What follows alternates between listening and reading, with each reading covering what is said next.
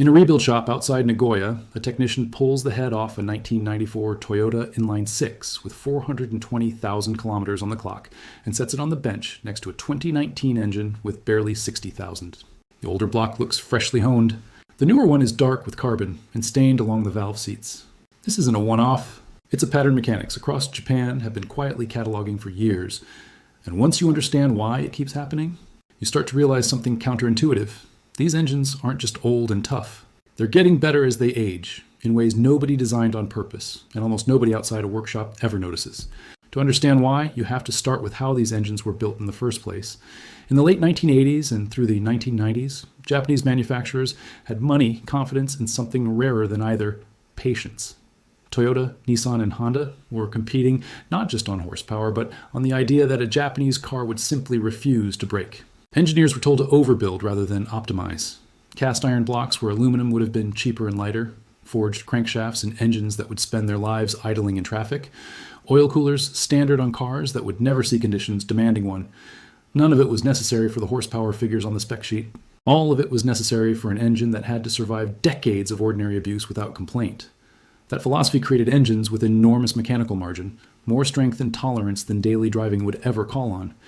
And that margin turns out to be the first reason these engines seem to improve with age.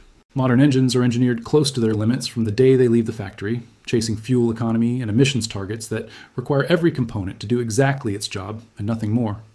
A 1990s Japanese inline 6 or V8 wasn't built that way. It was built with slack in the system, components sized for scenarios far beyond what the car would ever face. Slack doesn't wear out the way a tightly optimized part does. It settles in. Piston rings bed further into cylinder walls that were machined with generous tolerance to begin with. Bearing surfaces burnish smooth rather than degrade. Mechanics who tear these engines down at high mileage keep describing the same thing: components that look less like something aging and more like something finishing a very long break-in period. The second reason traces back to how these cars were actually driven, and this is where Japan's inspection system becomes relevant. Japan runs one of the strictest vehicle inspection regimes on the planet, known as Shaken. New cars get 3 years before the first inspection, then face one every 2 years after that, and each round comes with fees, mandatory repairs, and a bill that can run into the thousands. As a car ages, the math turns against keeping it on the road, and Japanese owners retire vehicles that drivers elsewhere would consider barely used. A car with 60,000 kilometers and no real mechanical complaints gets sent to auction rather than repaired and kept. That means the engines that do stay in service in Japan, the ones mechanics are pulling apart decades later, tend to have lived unusually gentle lives.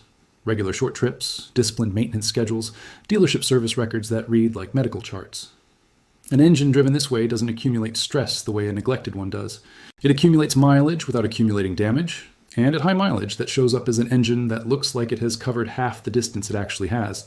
There's a third piece to this, and it's less about the car and more about the fuel that ran through it decades ago compared to what runs through engines today. Older Japanese engines used port injection almost universally, spraying fuel into the intake port just upstream of the valve rather than directly into the combustion chamber. Gasoline is a solvent, and every time the engine ran, the fuel washed over the back of the intake valve, continuously rinsing away the oily vapor that drifts up from the crankcase ventilation system. Nobody engineered that as a cleaning function. It was an accidental byproduct of where the injector happened to sit, and it worked quietly for 50 years. The result is that these older engines kept scrubbing themselves clean every single time they were driven for their entire service life, without anyone doing anything extra. Modern direct injected engines lost that accident when manufacturers moved the injector inside the combustion chamber for better efficiency and more power from less displacement. The valves now sit dry, bathed only in crankcase vapor with nothing rinsing them, and carbon bakes onto them layer by layer from the first year of ownership. That's why a 6-year-old direct-injected engine can show heavier valve deposits than a 30-year-old port-injected one. The older design wasn't smarter, it was luckier, and that luck compounds every single time the car is driven, which is exactly why the effect looks like improvement rather than decay. An engine that cleans itself every trip is, in a very real sense, in better internal condition at 300,000 kilometers than it was at 30,000, because 300,000 kilometers of gasoline washing has scoured away whatever residue tried to form in year one. Oil tells a similar story, and it's where the improvement pattern becomes even stranger to look at directly. Mechanics pulling oil from these older engines during a fresh service routinely describe it as looking almost the same at 200,000 kilometers as it did at 20,000, provided the owner kept up with change intervals. That's not because the oil itself doesn't age between changes. It's because the engine's internal geometry stopped moving. Once cylinder walls, rings, and bearing surfaces reach that fully bedded-in state, There's very little metal shedding into the oil to begin with, and the combustion process stays clean enough that soot loading stays low change after change. Compare that to a modern direct injected engine, where fuel dilution from cold starts and rich combustion cycles can actually raise the oil level on the dipstick between changes, thinning the very fluid every bearing and camshaft lobe depends on. One engine's oil looks tired only because time has passed. The other's oil is chemically compromised because of how the engine itself is designed to run. Side by side, the older engine's fluid tells a story of stability. The newer one's tells a story of ongoing chemical stress. Timing systems follow the same logic, and this is where the age versus condition gap becomes almost impossible to ignore. Many of these 1990s engines use timing chains made from hardened steel links rather than rubber timing belts, and a well-lubricated chain can outlast the rest of the engine entirely. Mechanics tearing down these engines at 300,000 kilometers keep finding chains, guides, and tensioners that show so little wear, it's difficult to believe they were original. Meanwhile, in some modern engines running on fuel-diluted oil and carrying more combustion soot through the system, chains have been found stretched beyond service limits at a fraction of that mileage. The old chain isn't defying physics. It's simply operating inside a lubrication environment that never degraded the way a modern one can. So decade after decade, it just keeps doing what it was built to do without the erosion that would normally accompany that much time in service. If you're finding this pattern as interesting as I did digging into it, take a second and subscribe. This channel breaks down exactly why old machines outperform new ones more often than anyone expects. None of this means these old engines are literally getting stronger with age in some magical sense. Metal doesn't heal itself. What's actually happening is that the gap between an old engine's chronological age and its functional condition keeps widening in its favor, while the gap for a modern engine tends to widen in the opposite direction. A 1990s engine spends its life closing the small manufacturing tolerances it started with, and every year that passes without abuse is a year that confirms the engineering held. A modern engine, tuned tightly to hit fuel economy and emissions targets from day one, spends its life fighting carbon accumulation, oil dilution, and thermal stress that were built into the design as unavoidable trade-offs for efficiency.